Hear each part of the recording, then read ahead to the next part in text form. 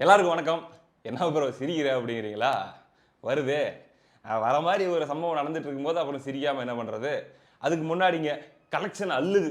யாருக்கு? ஜீவா படத்துக்கும் தான்.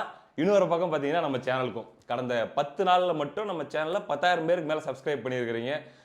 உங்களுடைய அன்புக்கும், ஆதரவுக்கும் ரொம்ப ரொம்ப நன்றி. தொடர்ந்து உங்களுடைய ஆதரவு குடுங்க. இப்ப 20,000 சப்ஸ்கிரைபர் தொடப்போகுது அப்படின்னு நினைக்கிறேன். தொடர்ந்து சப்போர்ட் பண்ணுங்க. நெறைய இன்ட்ரஸ்டிங்கான, என்டர்டெய்னிங்கான அப்டேட்ஸ், நியூஸ் எல்லாமே நீங்க தொடர்ந்து பார்க்கலாம். "எப்பா நீ அரசியல் தானே பேசிட்டு இருந்த, இது என்னது?" அப்படிங்கிறீங்களா? அரசியலும் பேசிட்டு தான் இருக்கிறோம், பேசுவோம். ஆனா அது சம்டைம்ஸ் ஒரு மாரி ஸ்ட்ரெஸ்ஸா, டாக்ஸிக்கா ஃபீல் ஆகுது. என்டர்டெயின்மென்ட்னா அது ஒரு மாரி ஜாலியா இருக்குது. அதனால பண்ணுங்க. ரைட்டு, மகிழ்ச்சி. அடுத்ததாக, "விஷயம் என்னப்பா?" அப்படின்னு கேட்டீங்கன்னா, தலைவர் தம்பி தலைமையில் அப்படிங்கிற படங்க. ஒரு எதிர்பார்க்கவே இல்ல. ஜனவரி 30ஆம் தேதி தான் படம் ரிலீஸ் ஆவறதா இருந்துச்சு இல்லையா? ஜனநாயகன் பிரச்சனை உங்க எல்லாருக்குமே தெரியும். அந்த படம் வராம போனதுனால, புஷ் பண்ணி மேல வராங்க. 14ஆம் தேதி, 15ஆம் தேதி ரிலீஸ் அப்படின்னு சொல்லிட்டு அவங்க வராங்க.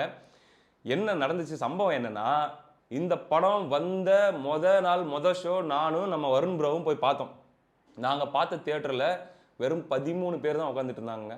வெறும் 13 டிக்கெட். ரூ. 2,600 தான் கலெக்ஷன் அந்த ஷோக்கு எனக்கு தெரிஞ்சு. அப்படியே ஒரு மாரி என்னடா படம் நல்லா தான் இருக்குது. ஆனா மக்கள் என்ன யாருமே வரலையா? அப்படின்ற மாரி வருத்தமா இருந்துச்சு. ஆனா படம் பார்த்துட்டு வந்துட்டு அடுத்தடுத்த ஷோல பார்த்தா அப்படியே பிக்கப் ஆக ஆரம்பிக்குதுங்க படம்.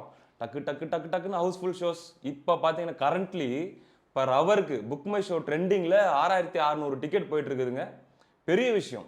ஏன்னா இந்த படத்துடைய பட்ஜெட் அப்படிங்கிறது நீங்க பார்த்தீங்கன்னா, கிட்டத்தட்ட ஒரு 2 கோடி இருக்குமா? மேக்ஸிமம் அந்த லெவல்ல தான் இருக்கும். ரொம்ப ரொம்ப ஒரு லிமிட்டடான பட்ஜெட்ல எடுத்த படம். ஆனா இன்னைக்கு குறைஞ்சபட்சம் அந்த படத்துடைய பட்ஜெட்ட விட ஒரு 4, 5 மடங்கு கலெக்ஷன் பண்ணி குடுக்க போது. இந்த ஒரு வீக்கெண்டுக்குள்ள. கண்டிப்பா அது நடக்க போது. ஒரு பக்கம் பார்த்தீங்கன்னா, ஜீவா அவர்களுடைய கம்பேக் பயங்கர டான்ஸு.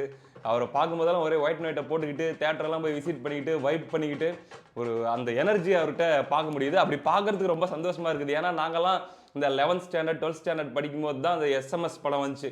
அப்ப அப்படி ஒரு ஆரவாரமா இருக்கும். அந்த படத்தெல்லாம் தியேட்டர்ல போய் பார்க்கும்போது. அதுக்கப்புறம் ஒரு பெரிய ஒரு செட்பேக் அவருக்கு இருந்துச்சு. இப்ப கம்பேக் குடுத்திருக்காரு அப்படிங்கிறது ஒரு மகிழ்ச்சியான ஒரு விஷயம். படம் நல்லா இருக்கு. அழகான ஒரு மெசேஜ் இருக்கு. ஒரு தண்ணி டேங்க் கூட அந்த படத்துல ஒரு ரோல ப்ளே பண்ணியிருக்கு. ஒரு கேரக்டர் ப்ளே பண்ணியிருக்கு. அது ஒரு செய்திய சொல்லுது. வாய்ப்பு இருக்கிறவங்க போய் தியேட்டர்ல கண்டிப்பா பாருங்க. சப்போர்ட் பண்ணுங்க. அடுத்ததாக அ பராசக்தி. பராசக்தி பட்ஜெட் வைஸ் பார்த்தீங்கன்னாங்க, நான் ஃபர்ஸ்ட் சொன்னேன் ஜீவா படம் வந்து 2, 3 கோடி இருக்கலாம் அப்படின்ட்டு. பராசக்தியோட பட்ஜெட் 141 கோடி. கிட்டத்தட்ட 150 கோடின்னு வச்சுக்கோங்களேன். சம்பளம் மட்டுமே அந்த படத்துல சிவகார்த்திகேயனுக்கு 30 கோடி, ஜெயம் ரவிக்கு 15, 16 கோடி, சுதா கொங்காராவுக்கு 15 கோடி. அதுபோக வந்து மத்த நடிகர்கள் அவங்க இவங்க டெக்னீஷியன் எல்லாம் சேர்த்தனா சம்பளம் மட்டுமே 70 கோடிக்கு மேல. அதுக்கப்புறம் சிஜிஐ அது இதுன்னு சொல்லி ஏகப்பட்ட பட்ஜெட்ல எடுக்கப்பட்ட ஒரு படம்னு தான் சொல்றாங்க. அந்த படம் இப்போ உண்மையிலேயே அவங்க வந்து தியேட்ரிக்கல் ப்ராஃபிட்லாம் எடுக்கணும். அவங்க வித்திருக்கிற காசெல்லாம் அப்படின்னு பார்த்தோம்னா, பெரிய அளவுல கலெக்ட் பண்ணணும். பிரேக் ஈவன் எடுக்கிறதுக்கே பார்த்தீங்கன்னா, குறைஞ்சது 2 மடங்கு, 3 மடங்கு அவங்க கலெக்ட் பண்ணணும். ஓகே. என்னதான் வந்து சேட்டலைட்டு, அதுக்கப்புறம் பார்த்தீங்கன்னா, டிஜிட்டல் இதெல்லாம் அவங்க சேல் பண்ணியிருந்தாலுமே கூட, சேட்டலைட்டுங்கிறது அவங்களது ஓனா இருக்கும். டிஜிட்டல் அப்படிங்கிறதெல்லாம் கூட அவங்க சேல் பண்ணியிருந்தாலும், தியேட்ரிக்கலா வந்து பெரிய அளவுல இன்னும் பண்ண வேண்டியது இருக்குது. டே 1 நல்லா இருந்த மாரி இருந்துச்சு. டே 2 ஓரளவுக்கு சுமாரா இருந்த மாரி இருந்துச்சு. டே 3, டே 4 ரொம்ப பெத்தட்டிக்கா போச்சு. ஆனா அது வந்து ஹாலிடேஸ் கிடையாது. 12ஆம் தேதியும், 13ஆம் தேதியும். அதுக்கப்புறம் மறுபடியும் 14ஆம் தேதியிலிருந்து அப்படியே மெதுவா பிக்கப் ஆக ஆரம்பிச்சுச்சு. 14, 15க்கெல்லாம் பார்த்தீங்கன்னா, இந்த படம் வந்துருச்சு. ஜீவா அவர்களுடைய படம். 14ஆம் தேதி வந்து வா வாத்தியார் வந்துச்சு. ஆனா அது எதிர்பார்த்த அளவுக்கு ஒர்க் அவுட் ஆகல. அந்த படம் வந்து பெரிய அளவுல எந்த தாக்கத்தை ஏற்படுத்தல. இந்த ஜீவா படம் வந்ததுக்கு அப்புறம் ஃபேமிலி ஆடியன்ஸ் உடைய அந்த ஆதரவு அப்படிங்கிறதும் தொடர்ச்சியாக புக்கிங் அப்படிங்கிறதும் ஜீவா படத்துக்கு தான் அதிகமாக இருக்கிறது. ஏற்கனவே நம்ம சொல்லியிருந்தோம் இந்த மாதிரி ஃபெஸ்டிவல் டைம்ல எல்லாம் ரிலீஸ் பண்றதுல என்னன்னா ஃபெஸ்டிவல் மூடுக்கு ஏத்த மாதிரியான படம் வந்துருச்சுன்னா அப்படியே பார்ப்பாங்க. இந்த படத்தை எடுத்துக்கிட்டீங்கன்னா பாருங்க வில்லேஜ்ல ஒரு கல்யாணம், ஒரு எலெக்ஷனு, அதுக்கப்புறம் பார்த்தீங்கன்னா பக்கத்துல இன்னொரு ஒரு சம்பவம். இதை வச்சு கலகலன்னா ஒரு படம். அப்படின்னா யார் எதை சூஸ் பண்ணுவாங்க அப்படிங்கிறது நமக்கே தெரியும் இல்லையா? அதனால இந்த படம் வந்து பெரிய அளவுல போயிட்டு இருக்குது. இதுல சோகம் என்ன அப்படின்னா, இந்த பொங்கலுக்கு முன்னாடி ரெட் ஜெயண்ட் ஆகட்டும், அல்லது வந்து ஆளுங்கட்சி ஆகட்டும், இது வந்து எஸ்கே வெர்சஸ் விஜய் அப்படிங்கிற மாரி நாங்க கொண்டு வர போறோம். ஜனநாயகன் நீ 9ஆம் தேதி வரையா, நாங்க 10ஆம் தேதி வரோம். அதுக்கு முன்னாடி நாங்க 14 போட்டு வச்சிருந்தோம். ஆனாலும் இப்ப நாங்க 10க்கே வரோம் அப்படின்னு சொல்லி வந்து, எப்படியாச்சும் வந்து ஜனநாயகன இவர் பீட் பண்ணிருவாரு. யாரு? எஸ்கே வந்து பீட் பண்ணி, பராசக்தி பீட் பண்ணி, அதுக்கு வந்து நாங்க ட்ரெய்லர்லயே காமிச்சோமா இல்லையா? நீங்க எவ்வளவு 24 மணி நேரத்துல 38 மில்லியனா? நாங்க 48 மில்லியன் 7 crores அப்படிங்கிறாரு பாருங்க நம்ம வடிவேலு. அந்த மாதிரி 48 மில்லியன். அதுக்கப்புறம் ஃபர்ஸ்ட் சிங்கிள்னு நினைக்கிறேன். அது 24 மணி நேரத்தில் எவ்வளோ ஒரு வியூஸ் போயிருந்துச்சு தளபதி கச்சேரி பாட்டு. அந்த டைம்லயும் சீண்டுனாங்க யாரு, இந்த டான் பிக்சர்ஸ் சைடுல இருந்து. அதாவது என்னன்னா, பராசக்தி படத்துடைய first single 15 million organic views. அதுக்கப்புறம் ஐஒய்கே, அது தெரிஞ்சவங்களுக்கு தெரியும் உண்மை அப்படின்ட்டு என்ன சொல்ல வராங்கன்னா, எங்களுக்கு வந்தது ஆர்கானிக் வியூஸ், ஆனா தளபதி அந்த கச்சேரி பாட்டுக்கு வந்தது வந்து ஃபேக் வியூஸ் அப்படிங்கிற மாதிரிலாம் கூட அவங்க சீண்டிகிட்டே இருந்தாங்க, நோண்டிகிட்டே இருந்தாங்க.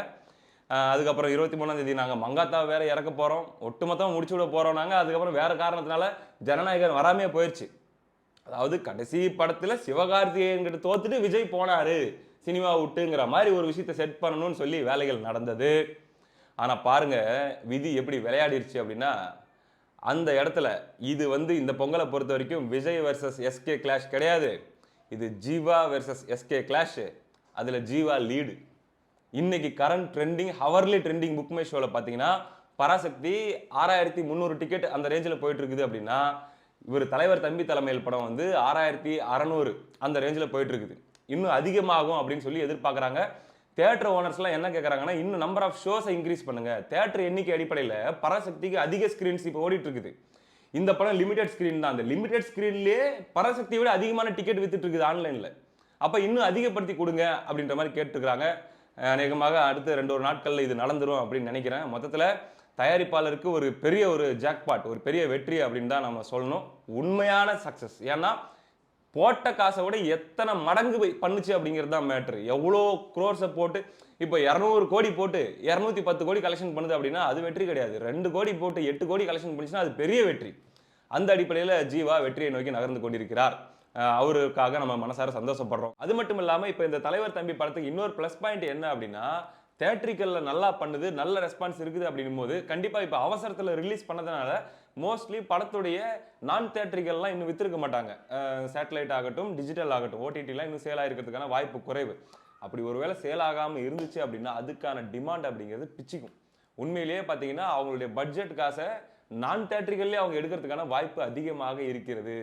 அப்போ பார்த்தீங்கன்னா தேட்டர்லேயும் ஒரு 2-3 மடங்கு வசூல், நான் தேட்டர்கள்லையும் நல்ல ஒரு நம்பர் ஆஃப் ப்ரைஸுக்கு வந்து அது சேல் ஆகுது அப்படின்னும் போது ஒட்டுமொத்தமாக அந்த படத்துடைய குழுவுக்கு ஆகட்டும், ஜீவாவுக்கும் ஆகட்டும் ஒரு எனர்ஜெட்டிக்கான ஒரு வெற்றி அப்படிங்கிறது இந்த படம் மூலமாக கிடைச்சிருக்குது.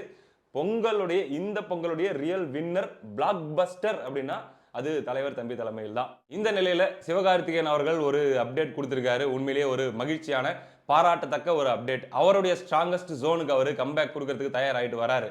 அதாவது பாருங்க, ஜீவா அவர்களுடைய ஸ்ட்ராங்கஸ்ட் ஜோன் இதுதான். இந்த வில்லேஜ், இந்த காமெடி, இந்த லைட்டான படங்கள், அதுதான் அவருடைய ஸ்ட்ராங்கஸ்ட் ஜோன். அது தொட்டாரு, ஒர்க் அவுட் ஆயிடுச்சு.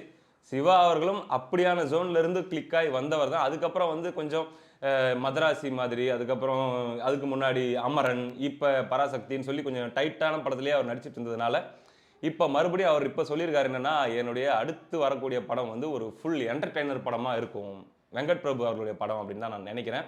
வெங்கட் பிரபு டைரக்ஷனில் வரக்கூடிய படம் வந்து ஜாலியான, மறுபடியும் அந்த பழைய ரஜினி முருகன், வருத்தப்படாத வாலிபர் சங்கம், அந்த டைம்லலாம் வந்துட்டு பயங்கர ஃபன்னாக போயிட்டு இருந்துச்சு இல்லையா, அந்த மோடில் இருக்கிற படமாக இருக்கும். நல்ல ஒரு ஜாலியான படத்தை கொடுக்க போகிறேன் அப்படின்னு சொல்லியிருக்காரு. அந்த ஜோனுக்கு வந்தார்னா கண்டிப்பாக பெரிய வெற்றி அவருக்கு கிடைக்கும் அப்படின்னு நம்ம சொல்கிறோம். ஸ்டார்டிங்லேருந்தே சொல்கிறது தான். எஸ்கே மேலாம் எந்த கருப்பும் இல்லை, எந்த வன்மமும் கிடையாது.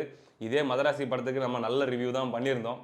பிரச்சனை என்னன்னா, இதுக்கு பின்னாடி இருந்த அரசியல், என்டர்டெயின்மெண்ட்டுக்குள்ள அரசியல் அப்படிங்கிறது பயங்கரமாக செயல்படும் போது அரசியல் பேசுகிறவங்களாம் என்டர்டெயின்மெண்ட் பற்றி பேசி தான் ஆகணும். அப்படி பேச வேண்டியது ஆயிடுச்சு. மற்றபடி எஸ்கே அவர்கள் தமிழ் சினிமா இண்டஸ்ட்ரி பொறுத்த வரைக்குங்க, அது யாராக இருந்தாலும் சரி, இவர் நம்மளுக்கு ஆகும், இவர் நம்மளுக்கு ஆகாது அப்படின்லாம் இல்லை. அது ரஜினிகாந்த் அவர்கள்லேருந்து நேற்று வந்து அறிமுகமான ஹீரோ வரைக்கும் யார் படம் நடித்தாலும் நல்லா ஓடணும். அந்த படம் தமிழ்நாட்டை தாண்டி மற்ற ஸ்டேட்லேயும் நல்லா ஓடணும். பாருங்கள், தெலுங்குலலாம் சம்பவம் பண்ணியிருக்கிறாங்க. அவங்க பாட்டுக்கு வருஷத்துக்கு எப்படி பார்த்தாலும் ஒரு 4 படம் இந்தியா லெவலில் ஹிட்டு கொடுத்துட்றாங்க. இப்போ பொங்கல் அவங்க பாட்டுக்கு சும்மா கலக்குறாங்க. 5 படமும் 6 படமும் வந்துருக்குது. அதில் 3 படம் பயங்கரமாக ஓடிட்டு இருக்குது. அந்த மாதிரிலாம் இல்லாமல் இங்கே பயங்கர ட்ரையாக கஷ்டப்பட்டுட்டு இருக்கிறாங்களே அப்படிங்கிற ஒரு வருத்தம் தான். இதில் வேறு அரசியல் பூந்து விளையாடிக்கிட்டு, மோனோபோலி பூந்து விளையாடிக்கிட்டு இதெல்லாம் பண்ணிட்டு இருக்குது அப்படிங்கிறதெல்லாம் இருந்துட்டு இருந்துச்சு. ஒரு சின்ன படம் எல்லாரையும் ஒரு மாதிரி ரிவைவ் பண்ணியிருக்குது. பார்ப்போம். வாழ்த்துக்கள். அடுத்த வீடியோவில் சந்திப்போம். ஹாப்பி பொங்கல் மறுபடியும். நன்றி.